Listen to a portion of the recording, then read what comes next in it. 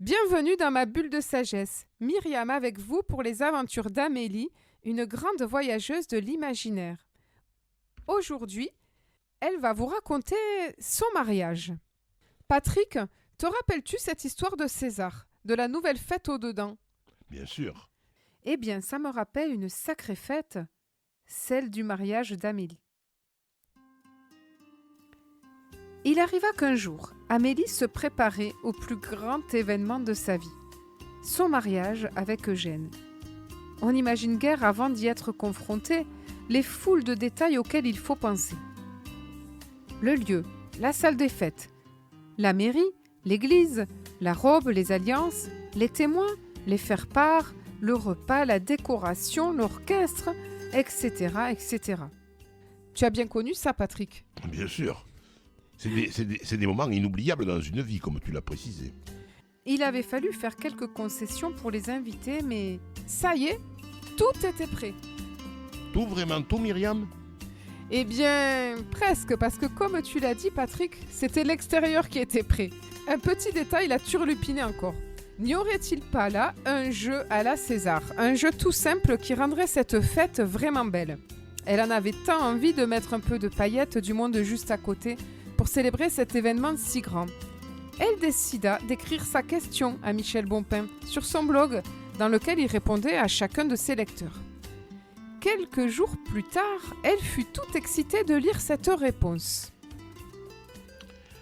Un jeu pour embellir un mariage et y mettre un peu d'intensité. Oh, quelle bonne idée! Je n'y avais jamais pensé. Et si vous écrivez à chacun de vos invités un compliment sincère sur un bout de papier?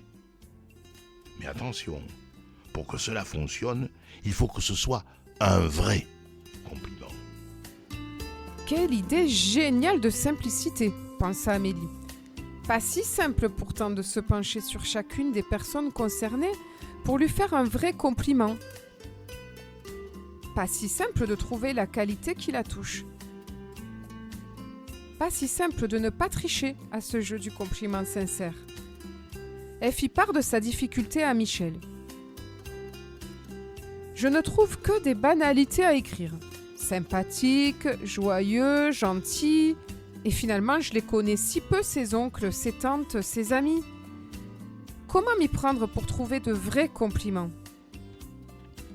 Chacun d'eux possède une qualité cachée.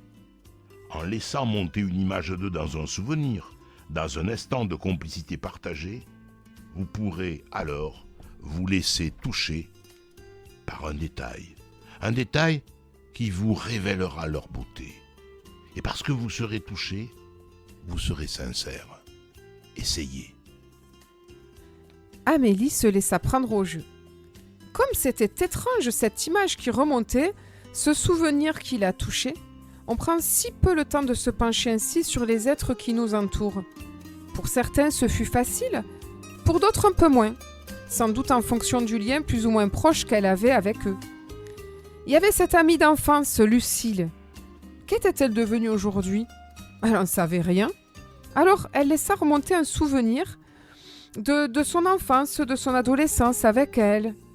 Ah, ça y est, elle se voyait dans ce séjour à la montagne où elle faisait une chorégraphie ensemble de patins à roulettes.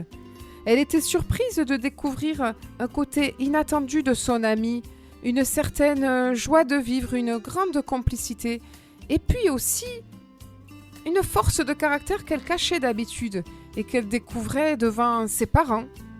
Elle avait vraiment son caractère, cette amie, si discrète, si réservée.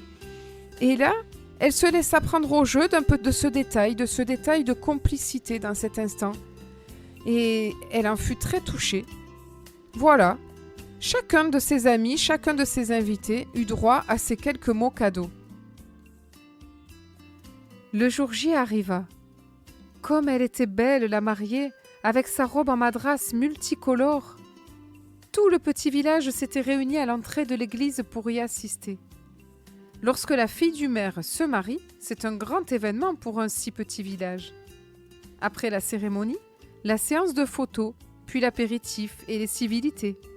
Et enfin le repas avec famille et amis.